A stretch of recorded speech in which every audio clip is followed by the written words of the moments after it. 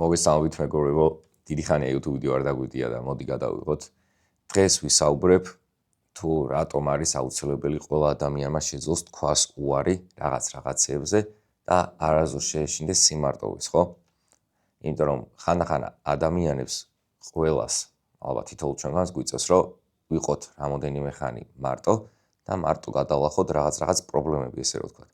ან რაღაც ისტორიას თუ ვიწყებთ, ესე რომ ვთქვათ, მარტივად რომ ვთქვა, ისტორიას თუ ვიწყებთ, აი ეს ისტორია მარტო რომ დავწეროთ, ხო? უარის თქმაში რას გულისხმობ? აი მაგალითად, გაქვს ლოქინი, ესე რომ ვთქვათ და შრომობ რაღაცისთვის ემზადები, გაქვს შენი გეგმა და ყოველდღე იმ გეგმას მიყოვები, ხო? მაგალითად, ადრე ადგე, რაღაცა გააკეთო, ივარჯიშო, შენი საქმიანობაში განვითარდე, მაგრამ არის მეგობარი ან არის ესეთი ადამიანი, ვინც გირეკავს და გეუბნება, რომ წამოდი ახლა ამ საღამოს იქ გავიდეთ, იმ საღამოს ახლა იქ წავიდეთ, ივენტზე წავიდეთ, ან გარეთ გავიდეთ, ღამის 2-ზე იქეთ გავიდეთ, ხო ხდები და შენ უარს ვერ ამბობ. ეს არის უდიდესი სისუსტე ადამიანში ალბათ, რომ უარს ვერ ამბობს, ხო? კი, შეიძლება არ გინდა რომ მეგობარს შენ გონია რომ აწყენებ, მაგრამ სამდროში არ აწყენებ, ხო? აი, მე რანუ არასამო თორე მეგობრობაზე და ურთიერთობაზე ხო არ ეუბნები უარს. უბრალოდ არის ძალიან იმ დღეს და ჩაულებრივად უნდა თქვა უარი. მაგრამ ვიცი ძალიან ბევრ ადამიანს ეუხერხულება უარის თქმა. ანუ არ არის სწორი. შენი გეგმა გაქვს, შენი რაღაც ცხოვრების პერიოდი გაქვს და მან ყოველთვის უარი უნდა თქვა, თუ რა თქმა უნდა შენ გეგმას, ანუ შენ გეგმის წინააღმდეგ თუ გიწევს წასვლა. რა თქმა უნდა უარი უნდა თქვა. ხო? მარტოობაზეც რას გულისხმობ, ანუ ნახე ყოველს ქონია ხა ეგეთი პერიოდი, რომ მაგალითად მარტო გირჩევნია ყოფნა, მაგრამ ზოგ ადამიანს ესე რომ ვთქვათ, მარტო ეშინია ყოფნა. შიშის არ უნდა კონდეს, ხო? იმიტომ რომ მე მაგალითად თავიდან რომ ვიწყედი რაღაცეებს, ხო, ჩემს საქმიანობას, ესე რომ ვთქვათ, მარტო ვიყავი რამოდენიმე თვე, იმენა სახში ვიჯექი, ოთახში ვიჯექი, მარტო არაფერს არ ვაკეთებდი, არც გარეთ გავდიოდი, მარტო რავი, რაღაც რომ მეჭამა ალბათ 1-2 და ვსო, ანუ ამოვდიოდი ეგრევე. არც გარეთ გავდიოდი ღამე და არაფერი. და ვიყავი ჩემთვის ძალიან კმაყოფილიც ვიყავი, ძალიან მაგრადაც გრძნობდი თავს, აი იდეალურად გრძნობდი თავს და მართლა ყველაფერს ვიზამ და ნებისმიერ ამას ვიზამდი, რომ ისევ იმ მდგომარეობაში დავბრუნდე, როგორც ვიყავი, ხო? ეხლა კი ნელ-ნელა ვცდილობ, რომ იმ მდგომარეობას დავუბრუნდე და გამომდის კიდევაც ნელ-ნელა. მაგრამ ის 100% როგორც ვიყავი, ყველაფერს და მაგის გამო, ხო? რატომ? იმიტომ რომ ბედნიერი ხარ. არ ვიცი ხარ, შეიძლება შენ ვერ გრძნობდე მარტო როცა ხარ ბედნიერად თავს, მაგრამ ძალიან ბედნიერი ვიყავი, ძალიან მაგრა ვიყავი, იმიტომ რომ ჩემს საქმიანობას მოყვებოდი და ვიცოდი რა უნდა გამეკეთებინა და ვიცოდი ჩემ თავს რა ჭირდებოდა და ჩემ მომავალ თავს. იმიტომ რომ ეს ყველაფერი წამადგებოდა მე, წაადგებოდა ჩემ ოჯახს და ჩემ მომავალ თავს, ხო? ანუ შენ როდესაც გაქვს მიზნები, შენ როდესაც გაქვს ოცნება, ხო და აი რო წარმოიდგე, რომ ნახე მე ეს მყავს, მე ის სახლი მაქვს, მე ის ბინა მაქვს, მე ამანქანას ვატარებ, ან რა ვიცი ხო, მე ის ბიზნესი მაქვს, მე წარმატებული ვარ.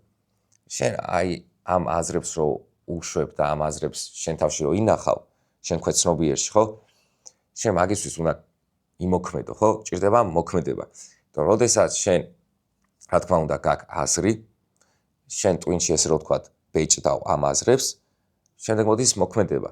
მაგრამ შენ ვერ იმოქმედებ ვერაზოს თუ სიყვარული არ გაქვს საქმისადმი.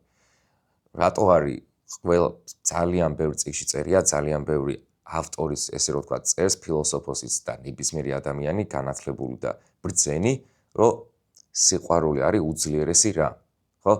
სიყვარული არის უძლიერესი მამოძრავებელი ძალა. ხო? ზოგს გონია, რომ სიყვარულში მხოლოდ იგულისხმება შენი მეორე ნახევარი. არა. სიყვარულში იგულისხმება ნებისმიერი სიყვარული, აი საქმისადმი, შრომის სიყვარული. კი, რა თქმა უნდა, მეორე ნახევარი სიყვარულიც იგულისხმება, მაგრამ მხოლოდ ერთიანად არა. ხო? ყველა რაღაც მოქმედებას ჭირდება თავისი სიყვარული. იმიტომ რომ შენ თუ უღიმღამო აკეთებ ხო ყველაფერს და აი გეზარება და ისე აკეთებ და რაღაც სიყვარული არ გაქვს და არ გსიამოვნებს რასაც აკეთებ, არ იქნება მომგებიანი. იმიტომ რომ ემოციებით შემოდის აქ უკვე ნახე.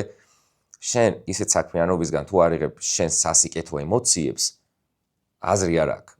არ გააკეთებ, ანუ გრძელვადიან პერსპექტივაში, ესე რომ ვთქვა, გრძელვადიანში ვერ წარმოიდგენ შენ თავს რა და არც გააკეთებ. კი, შეიძლება 1, 2, 3 დღე, 4 დღე დააძალო შენ თავს, მაგრამ გავა 1 კვირა, გავა 2 კვირა დაანებებ. იმიტომ რომ ბუნებრივია, ანუ ყველა ადამიანი ესე ვართ შექმნილი, ესე რომ ვთქვა რა, ესე ვმუშაობთ, ესე ოპერირებთ, რომ გჭირდება სიყვარული, გჭირდება კარგი ემოციები, კარგი დამუხტვა, კარგი ენერგია, რომ რაღაც გავაკეთოთ.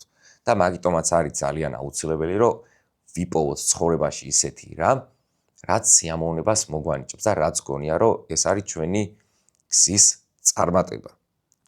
ასევე ადამიანები, როდესაც თავის თავს ადარებენ სხვას ინტერნეტიდან ან რამე ესეთი არის ყველაზე უაზრობა რამ, ხო? და ზუსტად მაქედან მოდის ხოლმე ძირითად შემთხვევაში ამ მარტოობის შიში, ესე რომ ვთქვა, რომ ნახე მე მარტო არის ვიღაცასთან, ეს ვიღაცასთან, ეს ვიღაცასთან. ხო, არა, ანუ საერთოდ სხვა ადამიანების დაკვირვებით შენი ცხოვრება არ უნდა შეცვალო. შენ ყოველთვის ესე უნდა იმოქმედო, როგორც საჭირო არის და როგორც სწორად თვლი. არა, უყურე, შენ შეიძლება სწორად ჩათვალო, რომ მარტო არ იყო და რაღაცები გააკეთო, მაგრამ რაც საჭიროა შენთვის ნამდვილად ეგ უნდა გააკეთო ყოველთვის რა.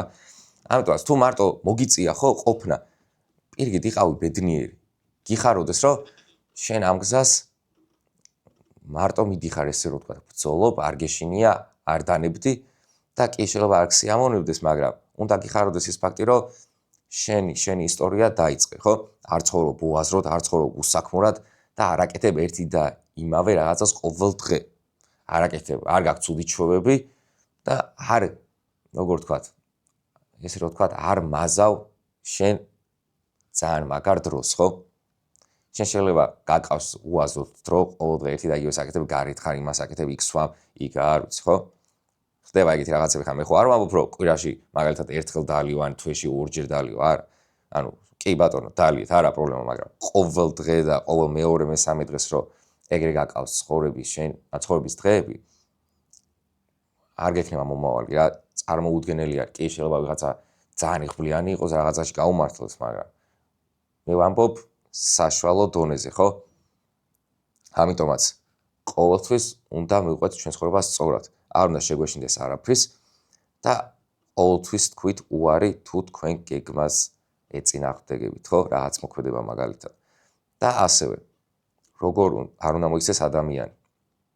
თქვათ ოთახში არის 10 ადამიანი, ნახე, 10 ადამიანი. და 9 ადამიანმა რაღაც თემაზე ისაუბრეს და ანუ 9 ადამიანი ეთანხმება ამ თემას, მაგრამ შენ მე-10 ადამიანი ხარ და ამ თემას არ ეთანხმები. ხო, ანუ შენი აზრი გაქვს, შენი შეხედულება გაქვს ცხოვრებისადმი, კი ბატონო, და ეწინააღმდეგები. მაგრამ შენ უკვე შიში გაქვს, განსხვავებულობის შიში გაქვს, რომ აუ ნახე ეს 9 ერთი და იმავეს ფიქრო და მე რო ეხა მე-10 ცალკე სხვა რაღაცა ვთქვა, ხერხულია ძალიან, ვერ ვიტყვი, მეშინია, ვერ ვიქნები განსხვავებული, მრცხვენია და ეთანხმები. ეთანხმები რა ხდება? როდესაც შენ იმ 9 ადამიანს ეთანხმები, იცი რა უნდა წარმოიდგინო, რომ შენ ცხოვრებას მოწყდი, შენ თავს მოწყდი უკვე და სხვა გაკონტროლებს. ხო? სხვა გაკონტროლებს, იმიტომ რომ შენ აზრს, შენ პატივს არცემ, შენ პატივს არცემ. შენ სხვის აზრებს უფრო დიდ უპირატესობას ანიჭებ, ვიდრე შენ საკუთარს. და ესე ზუსტად ესე არის, ანუ ესე იქნება შენი არასწორი მომავალი, ესე რომ ვთქვათ რა. ანუ რატომ მოიყვანე ეს მაგალითი, ხო? შეიძლება შენი მშობელი გეუნებოდეს, რომ მოდი შვილო, ეხა ჩააბარე იურიდიულზე ან არქიტექტურაზე და შენ საერთოდ არ გაინტერესებს ეს თემები, მაგრამ რადგან შენი მშობელია და რავი, ვერ ბედავან გეშინია, შენ თანხმდები ამ ისტორიას, ესე რომ ვთქვათ, შენ მომავალს და აბარებ იურიდიულზე ან არქიტექტურაზე და შენ სინამდვილეში ვერ იტან ამ საქმიანობას. აი, ვერ იტან და იცი რომ არ გამოგივა, იმიტომ რომ არ გაინტერესებს, სიყვარული არ გაქვს, ანუ კარგი ემოციები არ გაქვს, დადებითი ემოციები არ გაქვს ამ საქმიანობისთვის, ხო? შენ მაგალითად შეიძლება გაინტერესებდეს რა, სამედიცინო, ხო, ვთქვა და გინდა რომ ექიმი გამოხვიდე. მაგრამ აბარებ არქიტექტურაზე. ანუ ნახე ვიღაც სხვა ადამიანმა, ანუ ცუდად არ გაიგოთ, ეხლა სხვა მშობელზე რომ ამბობ, ხო? მაგრამ თქვენ საკუთარ თავს რომ პატივს არცემთ და სხვა ადამიანების აზრს რომ მიყვევით, ხო? თქვენ ცხოვრებას ვერაზოს ვერ დაიმორჩილებთ. ვერაზოს ვერ გექნებათ ბედნიერი და წარმატებული ცხოვრება. შეუძლებელი არის. ხო? ყოველთვის უნდა შეხედოთ გრძელვადიან პერსპექტივას. ყოველთვის გრძელვადიანს, ხო? არა მოკლევადიანს, ხო? კი კი შენ შეიძლება 1-2 თვე დააძალოს შენ თავზე რაღაც გააკეთო, მაგრამ გავა 1-2-3 წელი და დამერწმუნეთ და აი რო დარჩევით მარტო თქვენ თავთან, რავი, ძილის დროს, აი წარმოიდგინეთ, რომ რატო ავირჩიე ეს, ეხა ყველაფერი გვიანა, აწი არაფერს აზრი არ აქვს და მე ჩემი თავის უნდა დამიჯერა. მერე გავაწყლები და თქვენ შულს ან თქვენ შვილიშვილს ეტყვით, რომ ბაბუა ნეტა ბები ან ბაბუა თქვენ ხელა რო ყოფილიყავი, მე ამას ვიზამდი, მე იმას ვიზამდი. რატო არ ქენი, ხო? ჩვეულებრივად შეგეძლო გაიკეთებინა. უბრალოდ შენ ვერ აღმოჩნდი ძლიერი შენ თავთან. ვერ აღმოჩნდი როგორ ვთქვა, გამბედავი, ხო? და სხვის აზრებს მიყევი. ამიტომაც თუ წარმატება გინდათ, ყოველთვის ესე თქვენ აზრებს პატივი. კი, ნამდვილად ყველა მშობელს თავისი შვილისთვის საუკეთესო უნდა, მაგრამ შეიძლება მშობელი ვერ ხვდებოდეს მაგას, ხო? რომ შენთვის საუკეთესო შეიძლება სხვა საქმიანობა იყოს, იმიტომ შენ ის გიყვარს.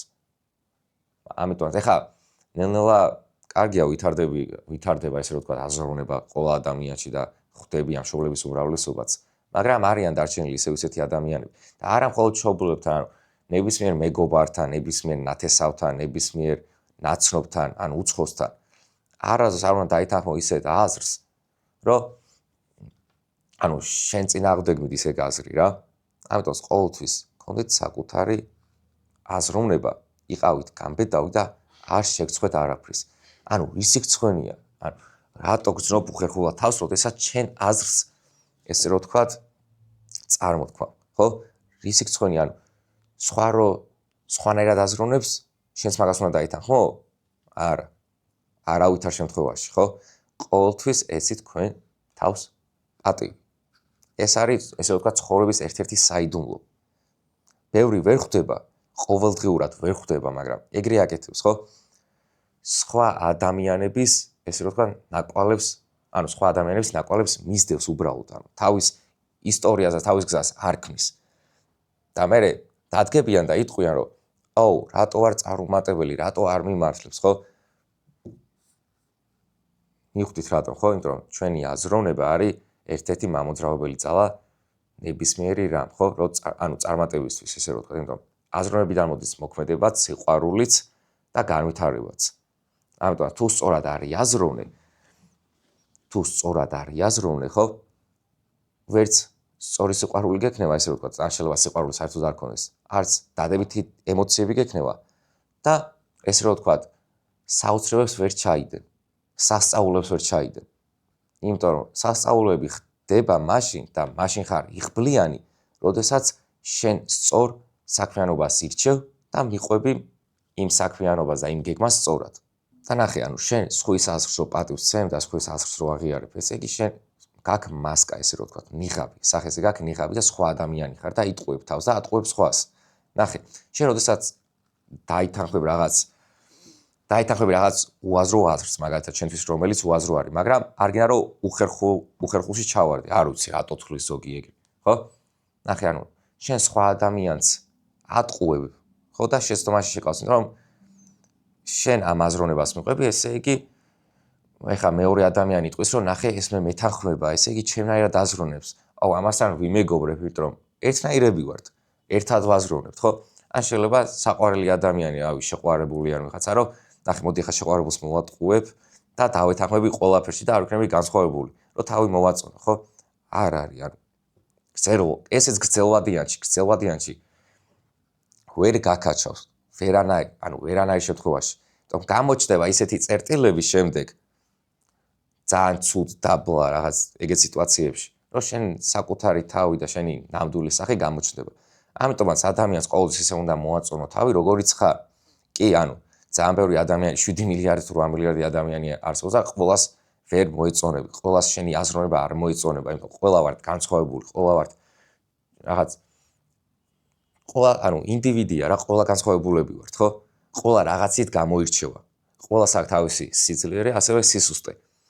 ამიტომაც ადამიანს ყოველთვის უნდა დაანახოს შენი ნამდვილი სახე. ანუ ხო, მაგას ვამბობდი, რომ ყოველთვის უნდა დავანახოთ ჩვენი ნამდვილი აზროვნება, ჩვენი ნამდვილი ფიქრები, ჩვენი ნამდვილი გემოვნება და ასე შემდეგ. ანუ ჩვენი ნამდვილი სახე. იმიტომ რა თქმა უნდა, როგორც გითხარით, ზოგს არ მოეწონებით, ზოგს მოეწონებით. მერე რა თუ ვიღაცას არ მოეწონეთ, არა უშავს, ხო?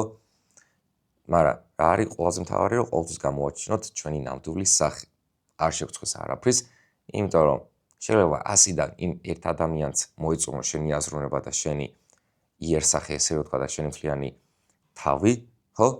რომ ეგ იყოს ზუსტად, რავი, წარმატების ერთ-ერთი მომტანი რაღაც, ხო? ის ერთი ადამიანი 100-დან. შეიძლება 99-ს არ მოეწონო, მაგრამ ერთს მოეწონო, მაგრამ რა არის ყველაზე მთავარი? რომ ხარ ნამდვილი, ხო? ანუ ყავს გვერდზე ნამდვილი მეგობრები, ნამდვილი ხალხი, ნამდვილი ადამიანები და არ ყავს ესეთი ადამიანები, ვინც უბრალოდ თავს იტყუებს და ნიღაბი უკეთია. იმიტომ დამიჯერეთ, ყალბი მეგობრები და არასანდო ადამიანები თქვენს გვერდით არ წაგადგებათ არაფერში, არც საქმიანობაში, არც ცხოვრებაში და არც წარმატებაში.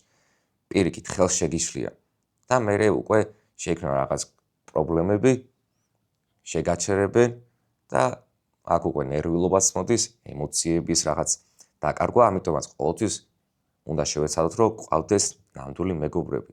აი ბენჟამინ ფრანკლინმა თქვა ძალიან მაგარი სიტყვები. $100-იანზე ვინც ახატია, ვინც არის. მირჩევნიაო, სწორად მაგას ხო, მირჩევნიაო, 2 $100-იანი მქონდესო, 2 $100-იანიო, ვიდრე მქონდესო 200 $1. მიხვდით? ანუ მირჩევნიაო, 2 ქაღალდის $100-იანი მქონდესო, ვიდრე $1 რაღაც 200 მონეტა. ამიტომაც მეგობრებშიც ესე რომ ვქვა და ნამდვილ ხალხშიც ეგრე არის. ბევრს გერჩენოთ ცოტა და ნამდვილი და ნახტი. მადლობა მოსმენისთვის და რავი, თუ მოგეწონათ ვიდეო, როგორც დალაიქეთ, დაასაბსკრაიბერეთ და რა თქმა უნდა კომენტარებში შეგიძლიათ დაწეროთ, აი რა თემა შევეხოთ და რა თემაზე ვისაუბროთ. თუმცა შეიძლება გავითვალისწინოთ და მეც მაგ თემაზე ვისაუბრო. შემდეგ ვიდეოს ალბათ ტრეიდინგზე გადავიღებ, კაი რაღაც თემას შევეხები და ვნახოთ რა, ვაპირებ ნამდვილად ამ YouTube არხის კარგად განვითარებას. წარმატებები ყველა საბადად თქვენიცით.